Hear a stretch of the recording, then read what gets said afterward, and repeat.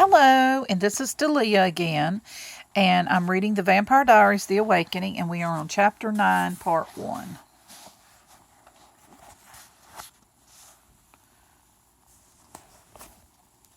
She was not the reincarnation of Catherine.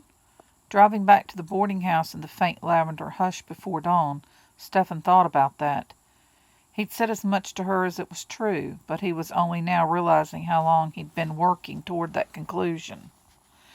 He'd been aware of Elena's every breath and move for weeks, and he catalogued every difference. Her hair was a shade or two paler than Catherine's, and her eyebrows and lashes were darker. Catherine's had been almost silvery, and she was taller than Catherine by a good handspan. She moved with greater freedom, too.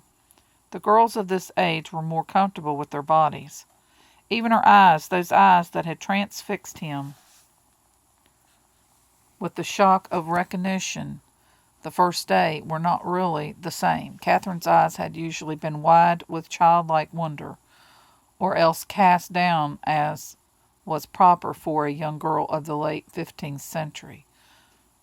But Elena's eyes met you straight on, looked at you steadily and without flinching, and sometimes they narrowed with determination or challenge in a way Catherine's never had. In grace and beauty and sheer fascination they were alike, but where Catherine had been a white kitten, Elena was a snow-white tigress.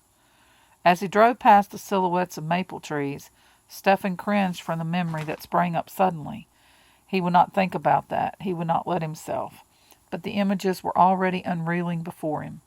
It was as if the journal had fallen open and he could do no more than stare helplessly at the page while the story played itself out in his mind. White.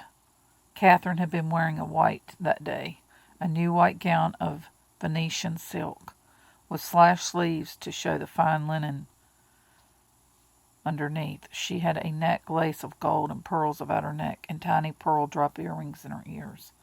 She had been so delighted with the new dress her father had commissioned especially for her. She had pirouetted in front of Stephen, lifting the full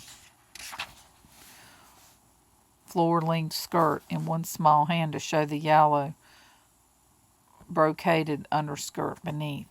You see, it's even embroidered with my initials. Papa had that done. Her voice trailed off, and she stopped twirling, one hand slowly settling to her side. But what is wrong, Stephen? You are not smiling. He could not even try. The sight of her there, white and gold like ethereal vision, was a physical pain to him. If he lost her, he did not know how he could live. His fingers closed convulsively around the cool engraved metal. Catherine, how can I smile? How can I be happy when I see how you look at Damon? There it was said, he continued painfully. Before he came home, you and I were together every day. My father and yours were pleased and spoke of marriage plans, but now the days grow shorter. Summer's almost gone, and you spend as much time with Damon as you do with me. The only reason Father allows you to stay here is that you asked it. But why did you ask it, Catherine? Thought you cared for me. Her blue eyes were dismayed. I do care for you, Stephen. Oh, you know I do. Then why intercede for Damon with my father?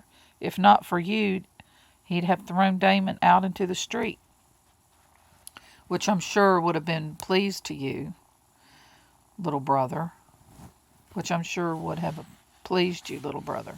The voice at the door was smooth and arrogant, but when Stephen turned, he saw that Damon's eyes were smoldering. Oh, no, that isn't true, said Catherine. Stephen would never wish to see you hurt. Damon's lip quirked, and he threw Stephen a wry glance as he moved to Catherine's side. Perhaps not, he said to her, his voice softening slightly.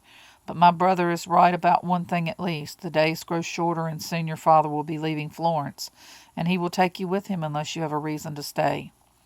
Unless you have a husband to stay with. The words were unspoken, but they all heard them. The Baron was too fond of his daughter to force her to marry against her will. In the end, it would have to be Catherine's decision, Catherine's choice. Now that the subject was broached, Stephen could not keep silent. Catherine knows she must leave her father sometime soon. And I will continue.